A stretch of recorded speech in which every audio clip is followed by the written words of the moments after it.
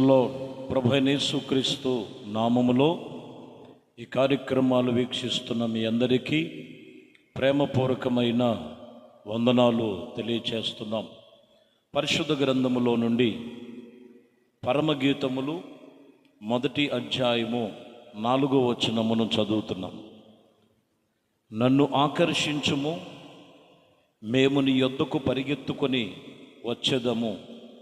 రాజు తన అంతఃపురములో నుండి నన్ను చేర్చుకొనెను.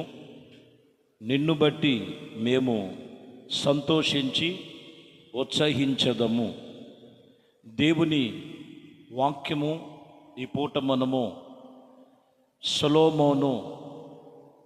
సొలొమోతి గురించి మాట్లాడుతూ ఈ పరమగీతములలో పరిశుద్ధమైన దేవుని మాటలు ఈరోజు మనము రాజు అంతఃపురములో నుండి వచ్చినట్లు అంతఃపురమునకు నన్ను చేర్చుకొనెను. వాక్యం యొక్క అంశం గమనించండి. అంతఃపురమునకు నన్ను చేర్చుకొనెను. అంతఃపురము అనేది మనం గమనిస్తే సంగమునకు సొలొమోతి సూచనగా ఉన్నది. రాజైన సొలొమోను యేసుక్రీస్తునకు సాదృశ్యముగా ఉన్నారు. ప్రభు సన్నిధిలో ఆయన అంతఃపురములోనికి మనల్ని చేర్చుకున్నట్లుగా ఆయన అంతఃపురము దేనికి సాదృశ్యముగా ఉన్నదంటే దేవుని సంగమునకు సాదృశ్యముగా ఉన్నది.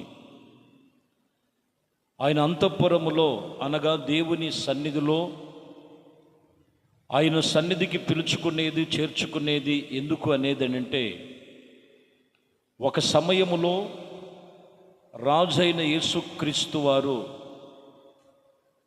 వధువు సంఘముగా ఉన్న సంఘమును కలుసుకొని ఆయన రాజ్యములో నిలుచుకొనుటకు భూమి మీద ఆయన సంఘములుగా ఏర్పరచబడి ఉన్నారు. ఈరోజు ఆ సంఘమునకు చెందిన వ్యక్తిగా నీవు ఉన్నావా? ఆ సంఘమే అంతఃపురమునకు సూచనగా ఉన్నవి వాక్యం ఇక్కడ చెబుతున్న మాటలు. కాబట్టి ప్రియమైన దేవుని బిడ్డలారా, మనలను ఆయన అంతఃపురములోనికి చేర్చుకొనెను. ఆయన సన్నిధిలో నీవు నిశ్చయముగా నిలకడగా దేవునితో నిబంధన చేసుకునే వారముగా ఉండాలని లేఖనాలు ఇక్కడ చెప్తున్న మాటలు.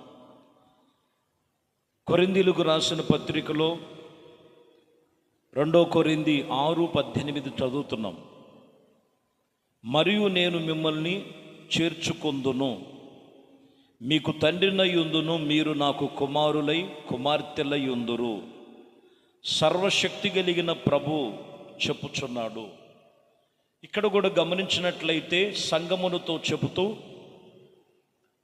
మీకు తండ్రిగా ఉండుటకు మరియు నేను మిమ్మల్ని చేర్చుకొందును. ఆయన సన్నిధికి చేర్చుకొనుచున్నారు, ఆయన మందిరమునకు చేర్చుకొనుచున్నారు, ఆయన అంతఃపురమునకు చేర్చుకునేటట్లుగా నిన్ను ఆయన యొద్దకు పిలుస్తున్నారు.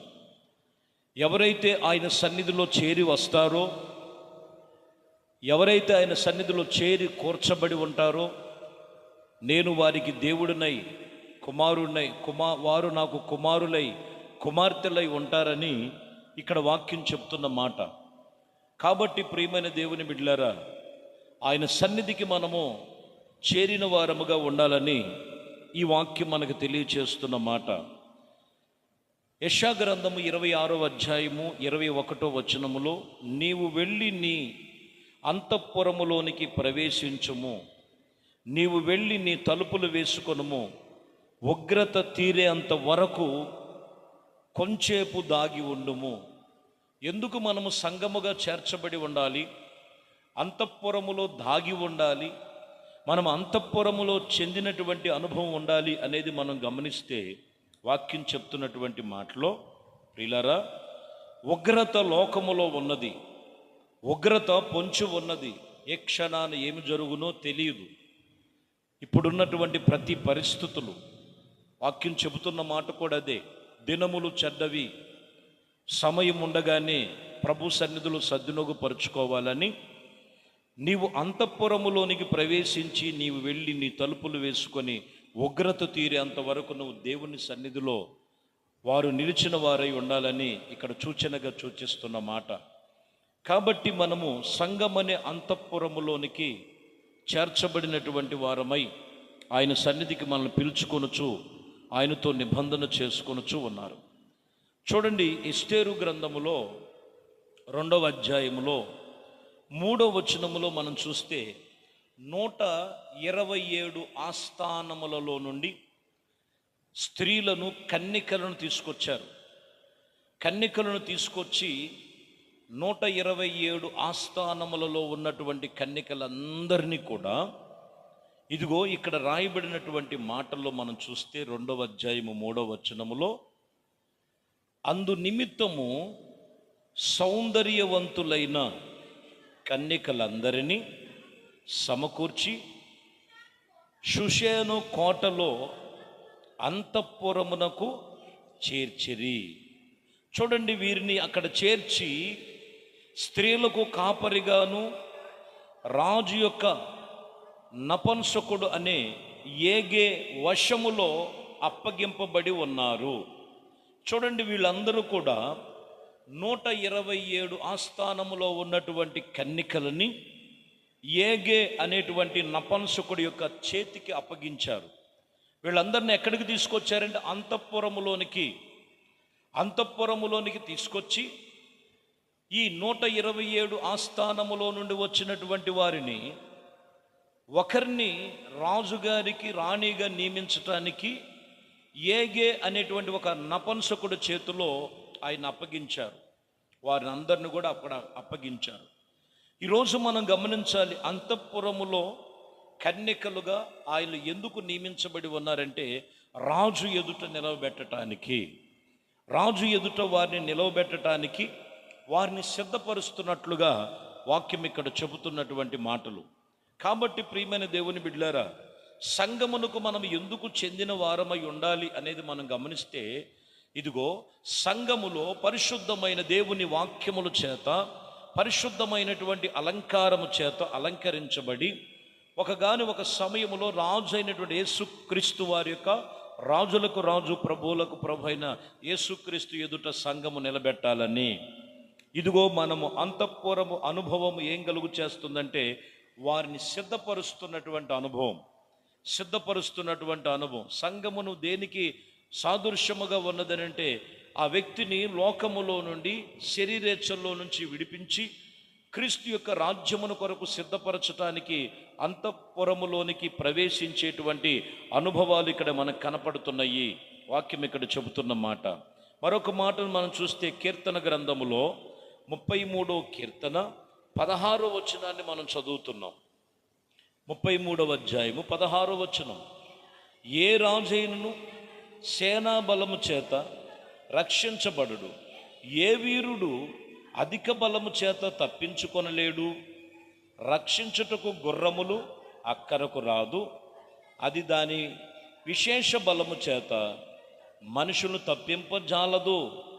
వారి ప్రాణమును మరణము నుండి తప్పించుటకును, కరువులో నుండి వారు సజీవులుగా కాపాడుటకును యెహోవా దృష్టి ఆయన యందు భయభక్తులు కలిగిన వారి మీదను, ఆయన కృప కొరకు కనిపెట్టిన వారి మీదను నిలిచి ఉన్నది. చూడండి, ఇక్కడ ఎవరి మీద ఉంటుంది దేవుని యొక్క కృప? ఆయన యందు భయభక్తులు కలిగిన వారి మీద. ఏ రాజు కూడా తన విశేషమైనటువంటి బలము చేత రక్షించబడలేరు. వాక్యం ఇక్కడ చెబుతున్నటువంటి మాటలు గమనించాలి. ఏ రాజు సేనా బలము చేత వారు రక్షించబడలేరు. రక్షణ గుర్రముల వలన అక్కరలోనికి రావు. వాళ్ళ ప్రాణములు మరణము నుండి తప్పించుకున్నటకు, కరువు పరిస్థితుల నుంచి తప్పించబడాలంటే దేవుడి చేతిలో ఉండాలి. దేవుని యందు ఎవరైతే భయభక్తులు కలిగి ఉంటారో, ఎవరైతే దేవుని యందు నిబంధన కలిగి ఉంటారో వారు అంతఃపురపు అనుభవాలు కలిగిన వారై ఆ ఉగ్రత నుండి తప్పించబడి సురక్షితముగా వారిని కాపాడగలిగినటువంటి దేవుడై ఉన్నాడు. కాబట్టి ప్రియులరా, వాక్యం ఇక్కడ చెబుతున్నటువంటి మాట, మనము అంతఃపురములోనికి ప్రవేశించిన వారముగా ఉండాలని వాక్యం చెప్తున్నటువంటి విషయము. కీర్తనలోనే మనం చూసినటువంటి రెండవ రాజుల గ్రంథం మనం చూద్దాం. రెండవ రాజుల గ్రంథము 11వ అధ్యాయము 3వ వచనాన్ని చదువుతున్నాం. ఇదిగో, అతల్య దేశములో ఏలుబడి చేయుచున్నటువంటి ఆ సంవత్సరములలో ఇతడు 6వ సంవత్సరమున యెహోవా మందిరములో దాదేతో కూడా దాచిపెట్టబడి ఉండెను. ఇక్కడ మనం గమనించినట్లయితే ఎక్కడున్నాడంట? దేవుడు మందిరములో ఉన్నాడు. అతల్య యొక్క పరిపాలన సమయాలలో ఇదిగో ఈ వ్యక్తిని దాదేతో కూడా దాచబడినట్లుగా ఎక్కడ దాచబడి ఉన్నారు? యెహోవా మందిరములో. ఈరోజు మనము దేవుని మందిరం అంటే చాలామందికి సులకనగా ఉంటుంది. ఆదివారము దేవుని సన్నిధికి రండి, మీ కుటుంబముతో కలిసి రండి, దేవునితో నిబంధన చేసుకోండి అన్ని ఎన్నో విధాలుగా చెబుతూ ఉన్నా కానీ ఈరోజు మనం గమనించినట్లయితే అన్నిట్లో వారు అనేక రకంగా అనేకమైన ఆలోచన చేస్తుంటారు. కానీ ఆదివారం ఆరాధన దేవుని మందిరములో గడపటానికి ఎన్నో నిర్లక్ష్య స్వభావాలు కనపడుతుంటాయి. ప్రియమైన దేవుని బిడ్డలారా, అతల్య దేశపులో ఆ ఏలుబడి చేస్తున్నటువంటి ఇదిగో ఆ సంవత్సరములలో దాదేతో కూడా దాచబడినది ఎక్కడనంటే యెహోవా మందిరములోనే. నీవు నీ కుటుంబము ఎప్పుడూ కూడా దేవుడు మందిరపు అనుభవాలలో ఉండాలి. దేవుని మందిరపు నీడలో నువ్వు కప్పబడి ఉండాలి.